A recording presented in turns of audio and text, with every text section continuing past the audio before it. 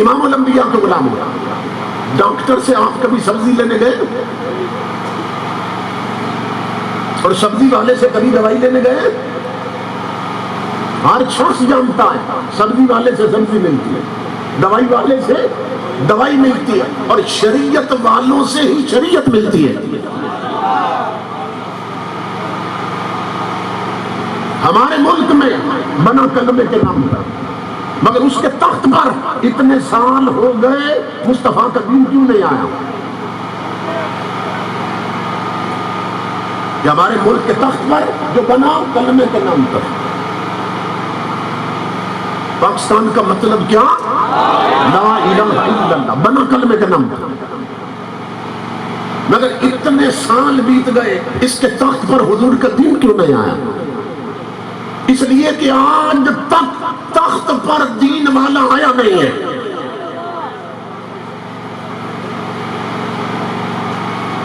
آج تک شریعت پڑا ہوا حضور کے اس تخت پر نہیں آیا، اس تخت پر نہیں آیا. آپ کیا سمجھتے ہیں جنہوں نے یہودیوں سے پڑھا ہے وہ یہاں دین لائیں گے؟ جن کے استاد یہودی ہیں، جن کے استاد عیسائی ہیں، جن کی شکلیں یہودیوں سے ملتی ہیں، جن کا اٹھنا بیٹھنا اور کلچر اور لیونگ سٹائل اور صورتیں یہودیوں سے ملتی ہیں، وہ تخت پر حضور کا دین لائیں گے؟ دین ملے گا اس سے جس نے دین پڑھا ہے.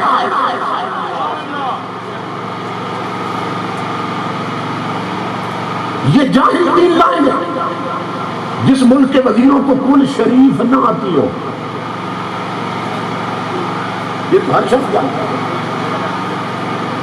جس ملک کے وزیروں کو کل شریف نہ آتی ہو، اور جس ملک کے وزیر اعظم کو قرآن میں حضور کی ایک بڑی صفت ہے خاتم النبیین، پڑھانے پر بھی جاہل کو پڑھنا نہ آئے، وہ ریاست مدینہ بنا سکے گا؟ تو یہ ہماری غلطی ہے. جو نااہل ہے اس سے ہم توقعات قائم رکھ دیتے ہیں. میرے آقا کے غلاموں، جب تک دہلیز مصطفیٰ کی طرف نہیں آؤ گے، اور یہ کامن سینس کی بات کر رہا ہوں کہ ملک جن نظریات پہ بنتے ہیں نا، انہی نظریات کا تسلط ہو تو ملک بچتے ہیں. کہ بنا ہے کلمے کے نام پر تو بچے گا بھی کلمے کے نظام پر. یہ ذہن میں رکھیے.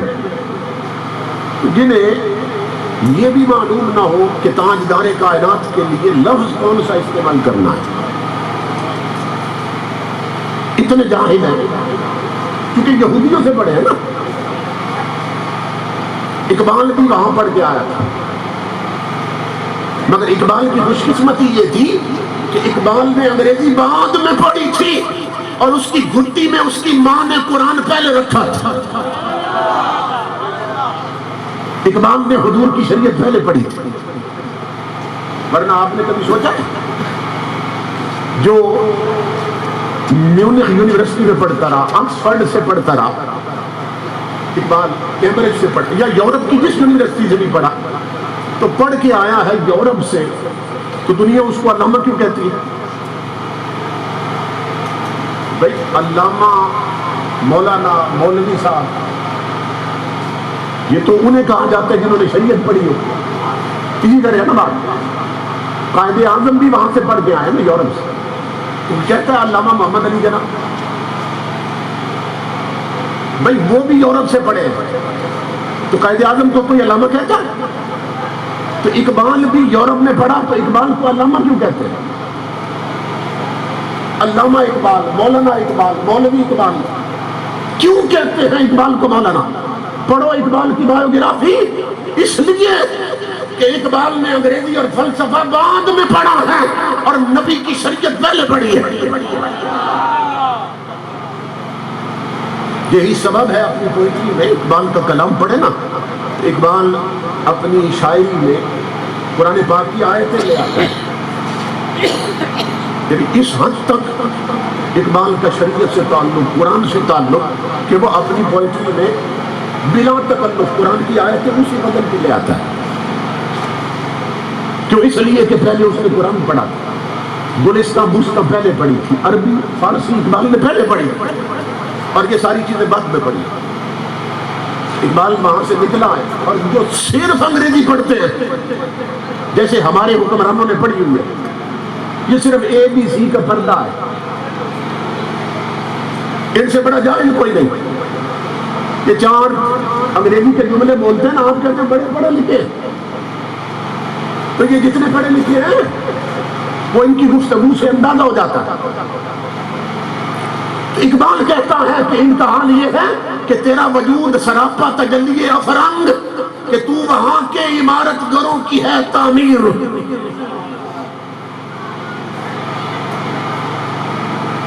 کہ تیرے جسم سے، تیری شکل و صورت سے کافر نظر آتا ہے، کافر نظر آتا ہے، اس کا کلچر نظر آتا ہے، اس کا ماحول نظر آتا ہے. اگر تو مدینے والے کا غلام ہے تو تیرے چہرے پر نبی کی سنت نظر کیوں نہیں آتی ہے؟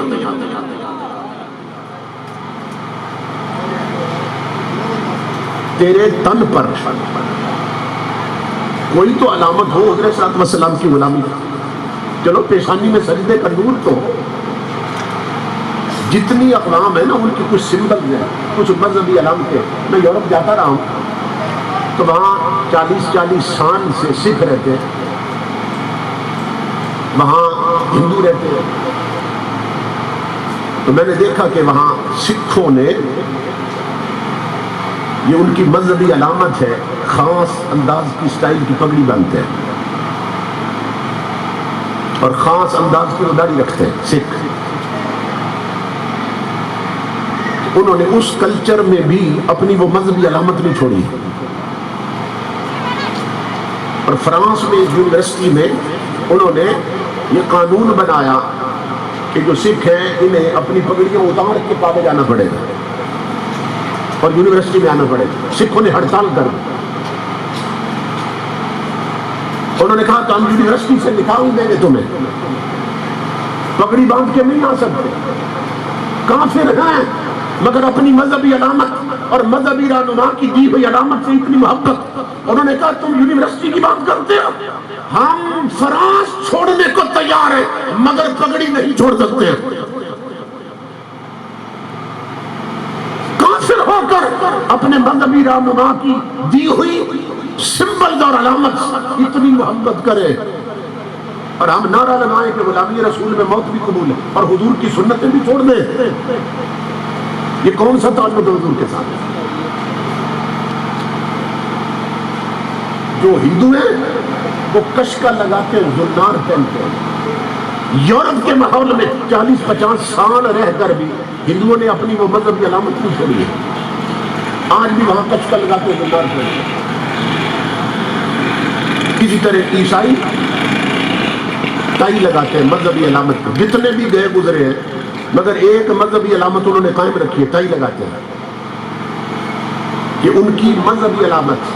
ہمارے ہاں تو فیشن بن گئی نا، کیوں؟ ان کا عقیدہ عیسیٰ علیہ السلام کو پھانسی دی گئی تھی، گلے میں رسی ڈال کے لٹکایا گیا تھا ہمارے نبی.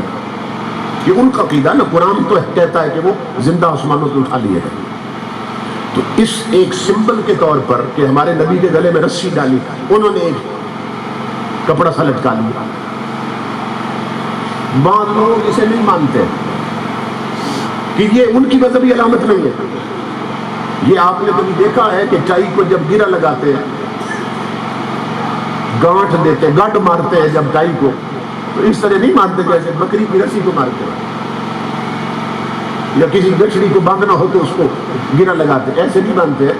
اس کا ایک خاص ٹائٹ ہر بندہ لگا بھی نہیں سکتا. کیوں؟ جب وہ لگاتے ہیں نا تو ٹرائی اینگل بنتا ہے، 3 کونے بنتے ہیں اس کے، وہ جو گرا لگاتے ہیں. یہ کیا ہے؟ یہ ان کا عقیدہ تثلیث ہے. یہ ٹرینیٹی کا تصور، عقیدہ تثلیث. تو یہ اس طرح ٹرائی اینگل بنا کے نا گرا لگاتے ہیں. تو یہ عیسائیوں کی مذہبی علامت. چوٹی پہ ایک چھوٹی سی سفید ٹوپی رکھنا، یہ یہودیوں کی مذہبی علامت. خاص انداز کا چہرہ، یعنی داڑھی اور پگڑی یہ سکھوں کی علامت، کشکا اور زنار ہندوؤں کی علامت، ٹائی عیسائیوں کی مذہبی علامت، چوٹی پہ ٹوپی یہودیوں کی مذہبی علامت. مگر مجھے وہاں رونا آتا تھا دیکھ کر کہ محمد عربی کے غلاموں کی کوئی علامت نہیں ہے. سکھ پگڑی سے پہچان لیا جائے، ہندو اپنے کشکے اور زنار سے پہچان لیا جائے، عیسائی اپنی ٹائی سے پہچانا جائے، یہودی اپنی چوٹی کی ٹوپی سے پہچان لیا جائے، وہاں محمد عربی کے غلاموں کی کوئی پہچان نہیں.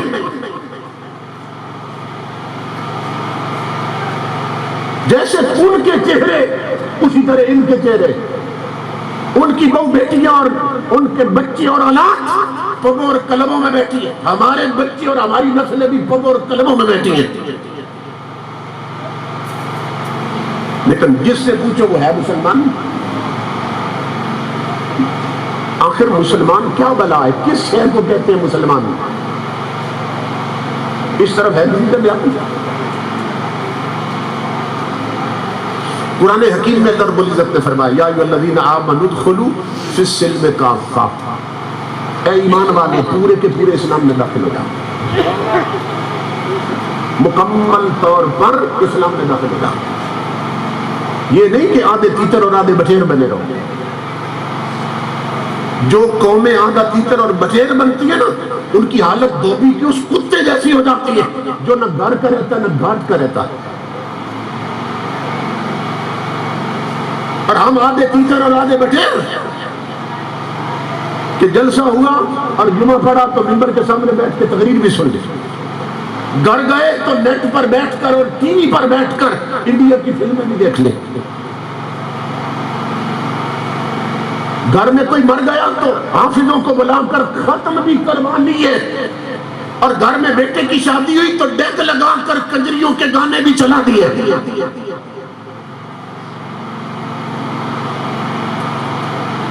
یہ ہو رہا ہے کہ نہیں ہو رہا؟ امام الانبیاء کے غلاموں، یہ رکشے والے، یہ سزوکیوں والے، یہ ٹیکسیوں والے،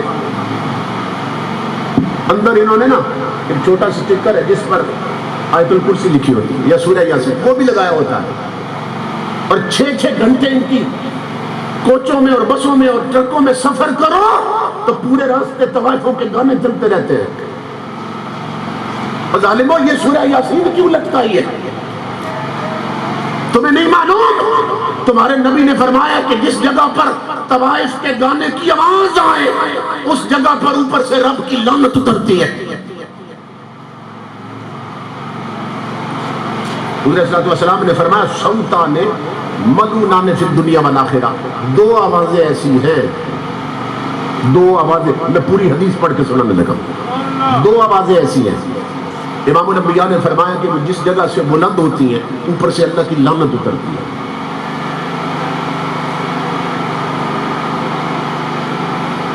ہماری زندگی میں نحوستیں کیوں ہیں، بے برکتیں کیوں ہیں، بے سکونی کیوں ہے؟ اس کا سبب سنیے. اگر آپ یہ کرتے ہیں تو اس سے بچیے. گھر میں اس چیز کو بند کیجیے.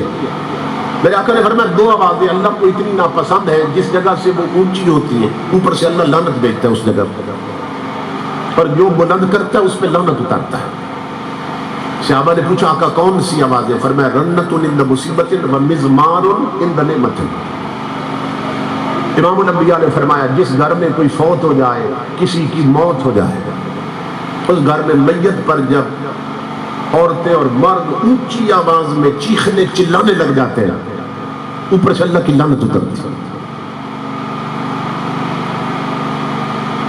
میت پر پیٹنا اور ماتم کرنا یہ تو اس سے بھی بڑا حرام کام ہے. عورتیں میتوں پہ پیٹنے لگ جاتی ہیں، وہ تو بہت بڑا حرام کام ہے. اور حضور نے فرمایا ان کا میری امت سے کوئی تعلق نہیں. یہ بخاری شریف تاریخ حدیث کی سب سے اتھینٹک کتاب ہے. اس میں حضور فرماتے ہیں فلیس منا، بات ہی یہاں سے شروع کی، فلیس منا وہ میرا نہیں ہے. کون؟ من ضرب الخدود وشق الجیوب ودعا بدعوى الجاہلیہ، کہ جس کے گھر میں کوئی فوت ہو جائے اور اس پہ مصیبت آئے اور وہ ماتم کرنے لگ جائے اور وہ پیٹنے لگ جائے، آپ کا فرماتے ہیں وہ میرا نہیں ہے. اس کا میری امت سے تعلق نہیں ہوتا. فوت ہو جائے گھر میں جو کپڑے پھاڑنے لگ جائے, اس کا میری امت سے کوئی تعلق نہیں ہے. اور جو زمانہ جاہلیت کی طرح بین کرے, نوحے پڑے, مرثیے پڑے میت پر, اس کا میری امت سے کوئی تعلق نہیں ہے. آقا فرماتے ہیں جہاں سے یہ آواز بلند ہوتی ہے نا, چیخنے چلانے کی آواز, اوپر سے لعنت اترتی ہے. اور نمبر 2, امام الانبیاء نے فرمایا جس گھر میں خوشی کا موقع ہو, اس کو بطور خاص سمجھے. جس گھر میں خوشی کا موقع ہو, گھر میں بچے کی منگنی ہو, بچے کا عقیقہ ہو, بچے کا ولیمہ ہو, بعض بچوں کے ختنے بھی کرواتے ہیں تو برادری اکٹھی ہوتی ہے, گھر میں ایک فنکشن کا سما ہوتا ہے, کوئی بھی خوشی کا موقع ہو, امام الانبیاء فرماتے ہیں اس گھر میں طوائفوں کے گانے چلے, گانے اور ڈول ڈھمکے اور میوزک اور موسیقی اور راگ باجوں کی آواز آئے, آقا فرماتے ہیں اوپر سے اللہ کی لعنت اترتی ہے.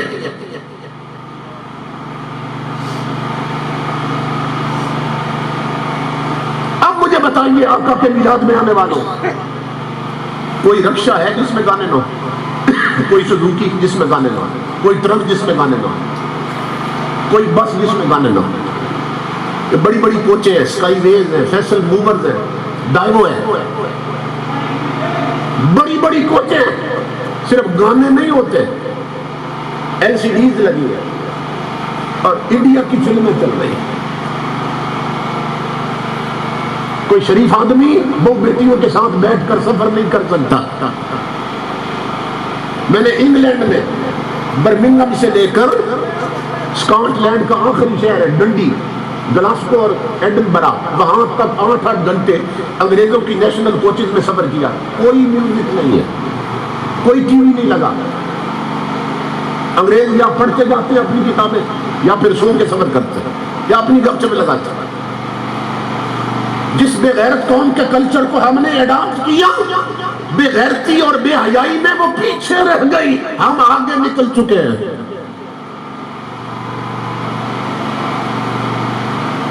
کوئی ایسا مقام نہیں جہاں میوزک اور موسیقی اور گانے نہ ہو, اور حضور فرماتے ہیں جہاں ہو اوپر سے اللہ کی لعنت اترتی ہے. آج تو ٹچ موبائلوں میں گانے بنے. سن 1987 میں نا واشنگٹن ڈی کا علاقہ ہے امریکہ کا, وہاں ایک کانفرنس ہوئی ہے. تو وہ کانفرنس ہی اس وجہ سے قائم کی گئی تھی کہ انہوں نے جو برین اسپیشلسٹ تھے وہاں کے, انہیں بلایا تھا کہ یہ بتاؤ کہ یہ جو موجودہ دور میں میوزک اور موسیقی ہے اور یہ جو گانے ہیں اور ڈھول ڈھمکے اور رانگ باجے, یہ انسان کے دل اور قلب و باطن پہ کیا اثر کرتے ہیں. امریکہ سے ایک کتاب چھپی ہے, the closing of American mind, یہ کتاب امریکہ سے چھپی ہے. اس میں یہ پوری ہسٹری اور ویڈان موجود تھی. اس کانفرنس میں جنرل ایورٹ کوٹ کو بلایا گیا تھا جو برین اسپیشلسٹ ہے, امریکہ کا سب سے بڑا ڈاکٹر, ہارٹ اسپیشلسٹ بلائے گئے. جب اس جنرل کی باری آئی ہے تو وہ کہتا ہے this type of music is the close relative of pornography. وہ کہتا ہے امریکیوں اپنی نسلوں کو اس میوزک موسیقی ڈھول ڈھمکے اور رانگ باجے اور گانوں سے بچاؤ. کیوں کہ یہ بے حیائی کا سب سے قریبی رشتہ دار ہے. یہ میوزک موسیقی اور گانے اور یہ ماحول, جنرل ایورٹ کوٹ کہہ رہا ہے, یہ بے حیائی کا سب سے قریبی رشتہ دار. کیا مطلب کہ جس سوسائٹی اور معاشرے میں گانے اور میوزک اور موسیقی ہو اس معاشرے میں بے حیائی ضرور پھیلتی ہے. اس کے جملے کا یہ مطلب. اور ڈاکٹر ایڈم کریسٹے کو بلایا گیا تھا, اس کا اپنا میوزیکل کالج ہے وہاں, اس کا وہ پرنسپل ہے, وہ زندگی بھر میوزک سکھاتا رہا ہے, وہ میوزک سکھاتا رہا ہے. اس نے جو مقالہ پیش کیا وہ کہتا ہے it's a really powerful drug. Music کے بارے میں کہتا ہے music can poison you and make you sick without knowing why. وہ کہتا ہے بچوں اس میوزک سے اور ڈھول ڈھمکوں سے, کہتا ہے یہ تو ایک بہت بڑی نشہ آور ہے. اور یہ اتنی خطرناک ہے کہ میوزک کین پوائزن یو، یہ تمہاری نسلوں کی رگوں میں زہر اتار دے گی، جو ہماری نسلوں کی رگوں میں اتر چکا ہے۔ اس نے کہا زہر اتار دے گی نسلوں کی رگوں میں۔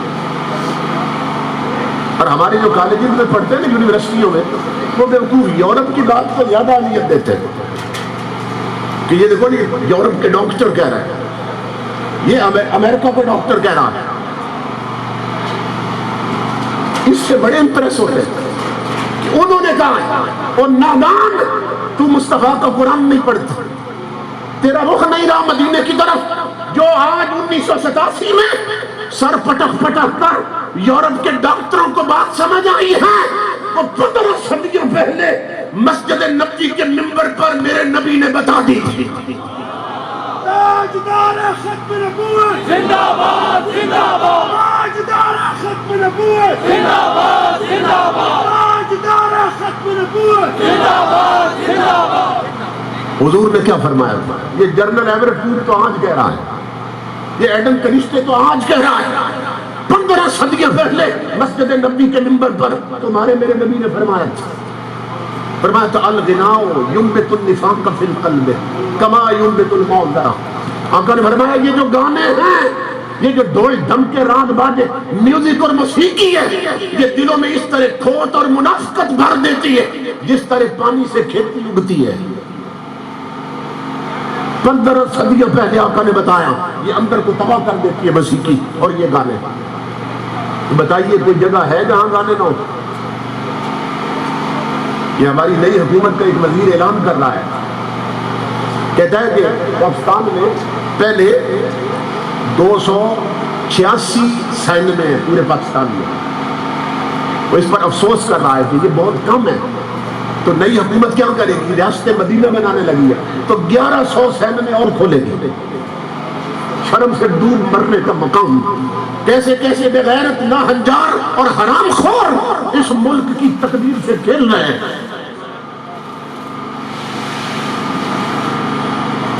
اس لیے میرے آقا کے غلاموں، آنکھیں کھولو آنکھیں کھولو، حضور کا دین پڑھو، دین کو سمجھو، دین کو اپناؤ۔ آج اگر ہم نے حضور صلی اللہ علیہ وسلم کے دین کو اپنی زندگی میں، اپنے گھر کے ماحول میں، اپنی بہو بیٹیوں کے لباس میں، اپنی شادیوں کے رسم و رواج میں حضور کے دین کو جگہ نہ دی تو یہ ایسی مجرمانہ غفلت ہوگی کہ تاریخ بھی معاف نہیں کرے گی، اللہ اور اس کا رسول بھی معاف نہیں کرے گا۔ امام الانبیاء نے فرمایا تھا، اپنی امت کے مردوں کو حضور نے فرمایا اے میری امت کے مردوں، مردے مت بنو، مردے مت بنو۔ مرد بنایا تو مرد رہو، مردے نہ ہو جاؤ۔ کیا اذا جاء امورکم الی نسائکم فبطن الارض خیر لکم من ظہرها۔ حضور فرماتے ہیں میری امت کے مردوں، اگر تمہاری زندگی کے تمام معاملات اور زندگی کے تمام ڈیسیجن عورتوں کے ہاتھ میں چلے جائیں تو امام الانبیاء فرماتے ہیں مردوں تمہارے لیے زندہ رہنے سے مر جانا بہتر ہے۔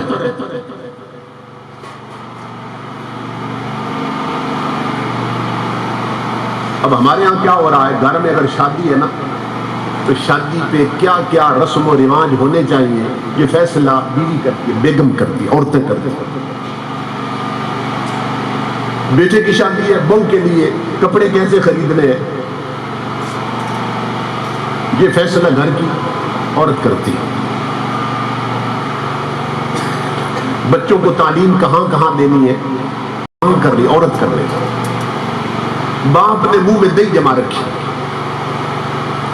اور اس دہی جمانے کی وجہ سے حال یہ ہوا کہ جس خاندان کی عورتوں کے پاؤں کی پشت پر بھی غیر محرم کی نظر نہیں پڑی تھی، آج اس گھر کی بیٹیوں کی نیک لائنیں نظر آتی ہیں اور آدھے ننگے جسم لے کر بازاروں میں پھر رہی ہیں۔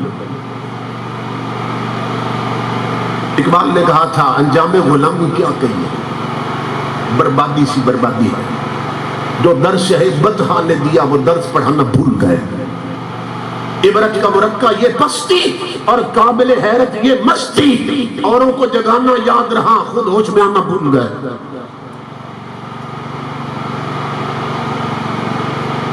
عورت بے لباس ہو گئی، مردوں نے منہ میں دیکھ جما رکھی، نہیں بولے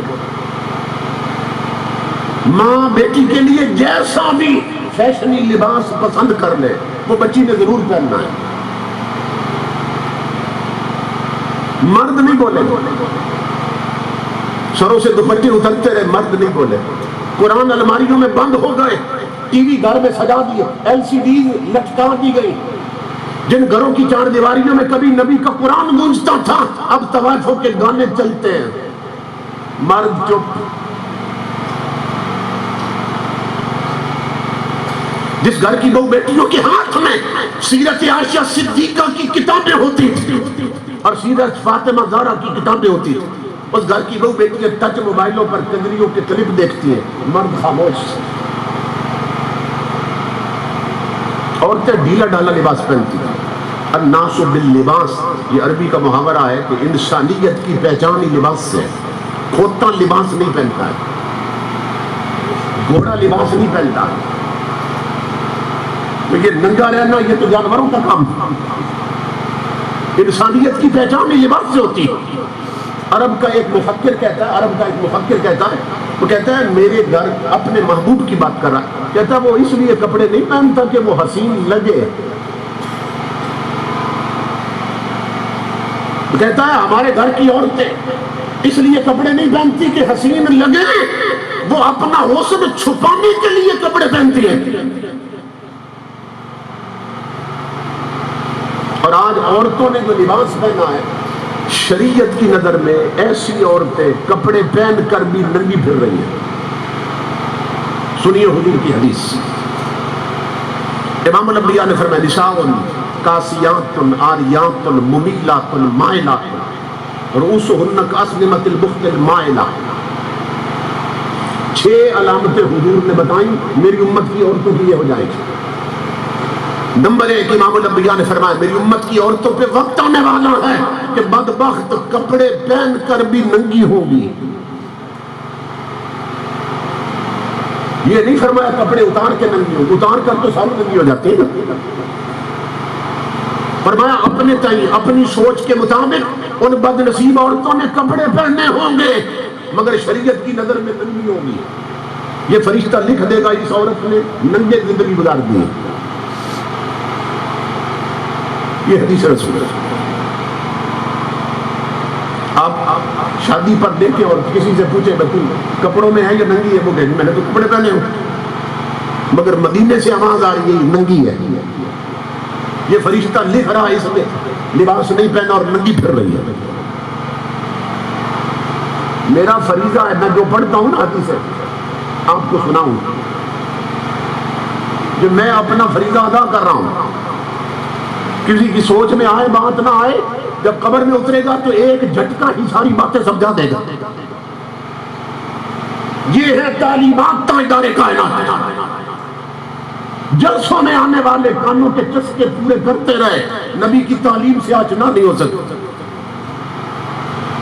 امام الانبیاء نے بتایا تھا تمہاری گھر کی بہو بیٹیوں کے کپڑے اور لباس کیسا ہونا چاہیے.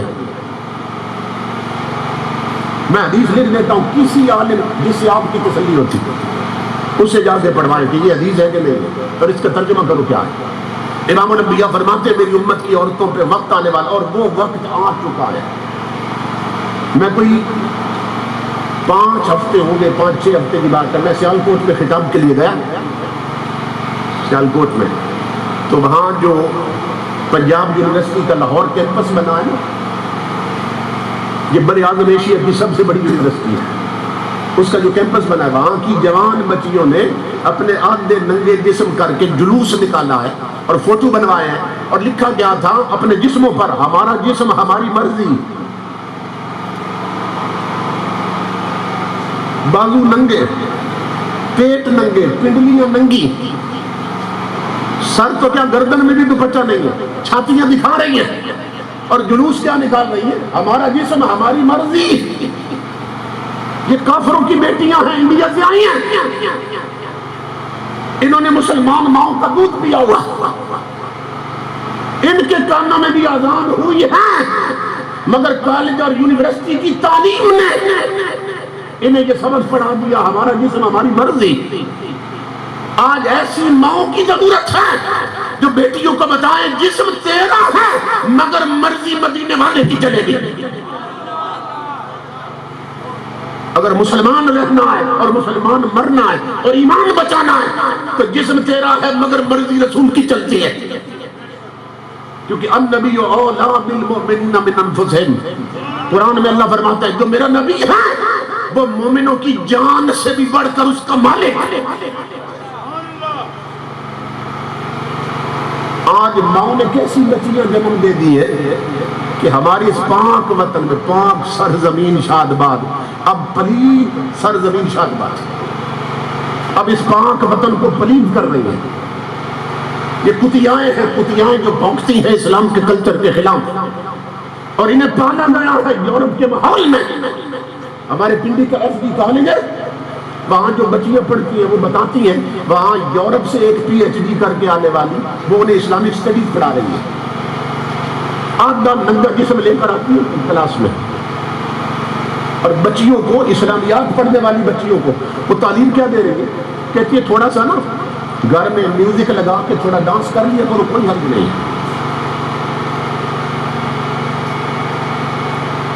سر پر اگر دوپٹہ رکھو گی یا پردہ کرو گی، کہتی ہے اس سے دماغ کی بیماریاں پیدا ہوتی ہیں. یہ ہمارے ملک میں تعلیم دی جا رہی ہے. ان کتیاؤں کو کس نے اپوائنٹمنٹ کیا؟ یہ جو اسلام کے خلاف بھونک رہے ہیں، یہ نیچے سے اوپر تک تیری بربادی کے سامان ہو رہے ہیں.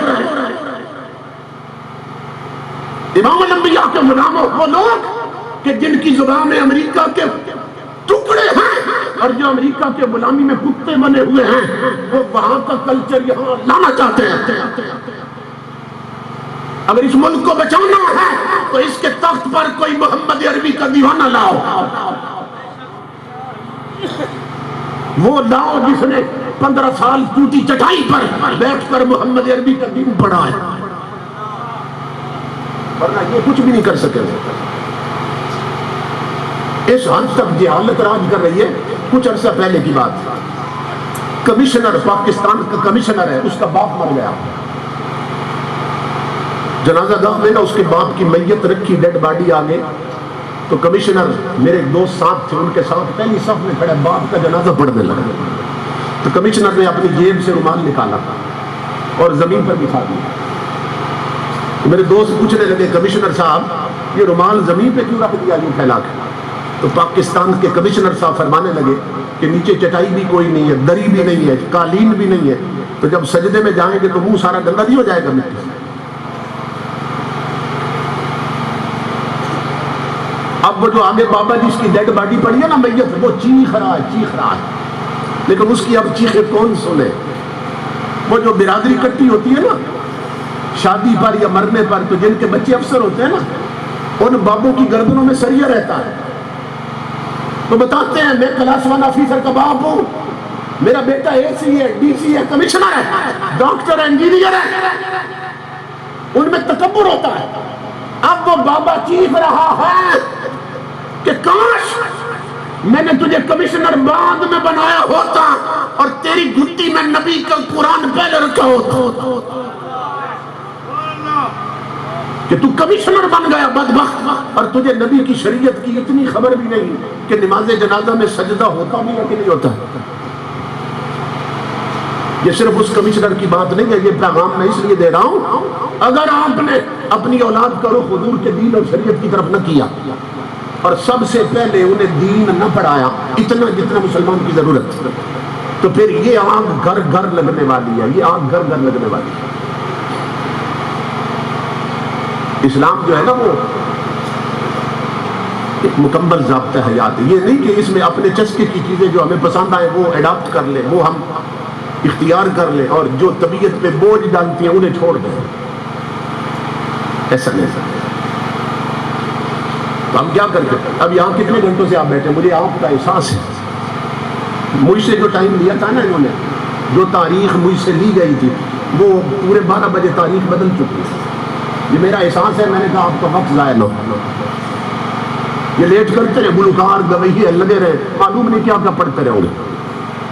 اپنے جلسوں کو مختصر کرو، ٹائم کی پابندی کرواؤ، صرف ایک تلاوت برکت کے لیے اور ایک نعت رکھو، ایک نعت. اور بھرپور طریقے سے تاکہ کسی عالم کا کتاب ہو اور آپ کو قرآن سنائے اور حضور کی حدیثیں سنائے. اتنی دیر سے آپ بیٹھے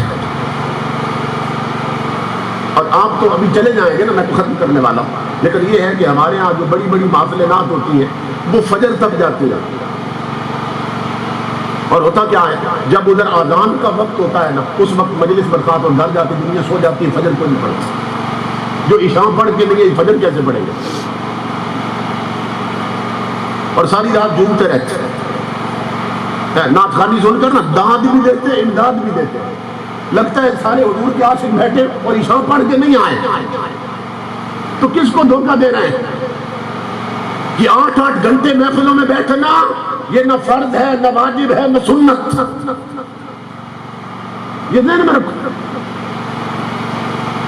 زندگی بھر آپ اگر مجلس میں 8-8 گھنٹے نہ بیٹھے, نہ قبر میں پوچھا جائے گا, نہ قیامت کو پوچھا جائے گا. مگر بیٹھتے ہیں کہ نہیں لوگ؟ کیوں؟ اپنی طبیعت کہتی ہے کہ بیٹھو. 7-7 گھنٹے بیٹھے رہے کیونکہ طبیعت چاہتی ہے. اب کتنے نادان ہیں, وہ 8 گھنٹے کر لیا جسے طبیعت چاہتی ہے, اور 15 منٹ کی وہ عشاء نہیں پڑی جسے شریعت چاہتی ہے. اور فجر کو اٹھ کر وہ 10 منٹ کی فجر نہیں پڑھیں گے جسے رب اور رسول چاہتا ہے, اور وہاں 8 گھنٹے بیٹھے جسے طبیعت چاہتی ہے. اس لیے ہمیں حضور صلی اللہ علیہ وسلم کی شریعت کو سمجھنا اور شریعت کی طرف آنا. اپنے آپ کو حضور کی چوکھٹ پہ گرا دو اور پکے سچے مسلمان بن جاؤ. اور یہ ماحول تب بدلے گا. بدلنا ہے تو میں بدلو, نظام میں کشی بدلو. پورا نظام اور سسٹم بدلنے کی ضرورت ہے, مگر نہ چند پیمانے بدل جانے سے کیا ہوگا. اور اقبال نے بہت پہلے کہہ دیا تھا, وطن کی فکر کرنا دام مصیبت آنے والی ہے, تیری بربادیوں کے مشورے ہیں آسمانوں میں, اور چھپا کر آستی میں بجلیاں رکھی ہیں گردوں نے, انادل باغ کے غافل نہ بیٹھے آشیانوں میں.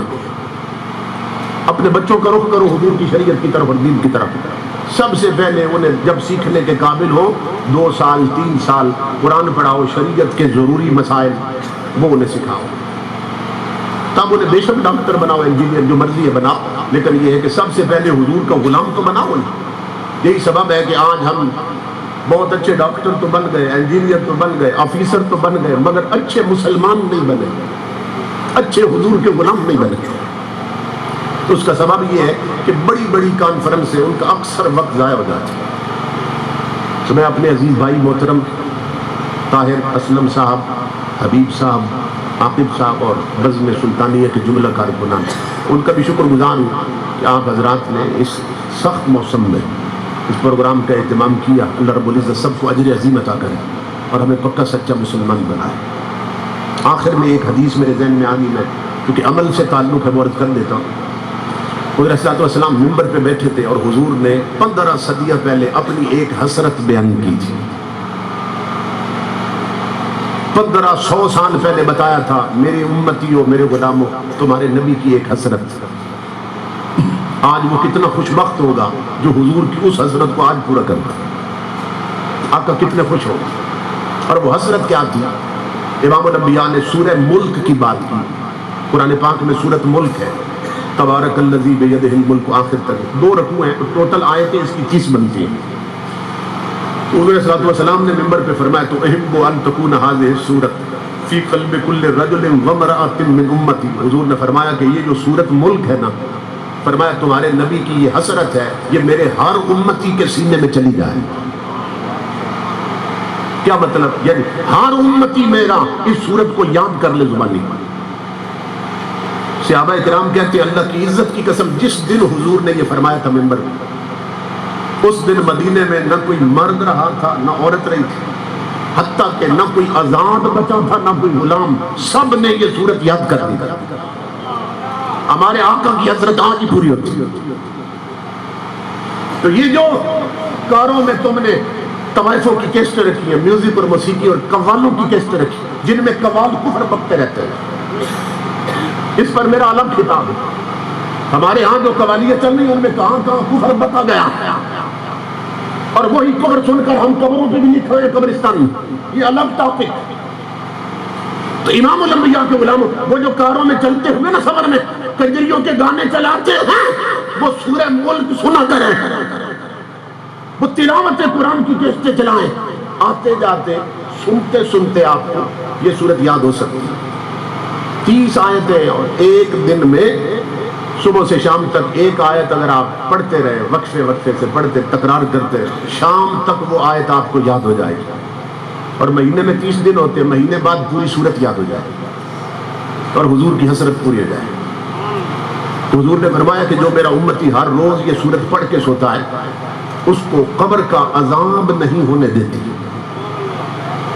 اس پر اور حدیثیں ہیں لیکن میں اس طرف نہیں جاتا چونکہ وقت متحمل نہیں ہے، لیکن بزرگوں کا ایک ٹوٹکا سن لیں۔ اس میں 30 آیتیں، مہینے کے دن ہوتے ہیں 30، تو یہ مجرب نسخہ ہے اللہ والوں کا، اللہ کے ولیوں کا، کہ پہلی رات کا چاند دیکھ کر جو بندہ یہ سورہ ملک پڑھ لیتا ہے تو مہینے کے ایک ایک دن کی اس کی ایک ایک آیت محافظ ہو جاتی ہے۔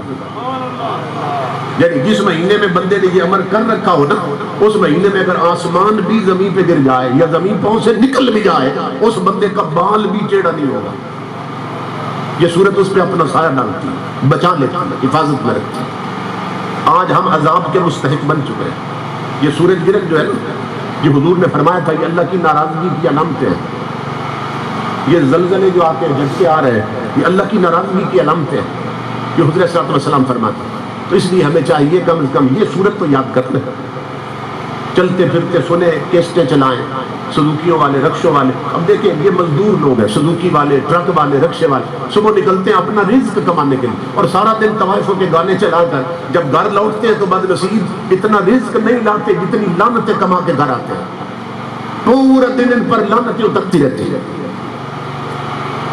اس لیے اپنی زندگی کو نحوست سے نکالیں اور مبارک اور برکت والی بنائیں۔ میں اپنے بھائیوں کا شکر گزار ہوں جنہوں نے بڑی محبت سے اہتمام کیا اور محنت کی، اور آپ بھی کہ اس سخت سردی میں یہاں تشریف فرما رہے ہیں۔ اللہ سب کا آنا قبول کرے، ہمیں عملاً حضور کا غلام بنائے۔ وما علینا الا البلاغ۔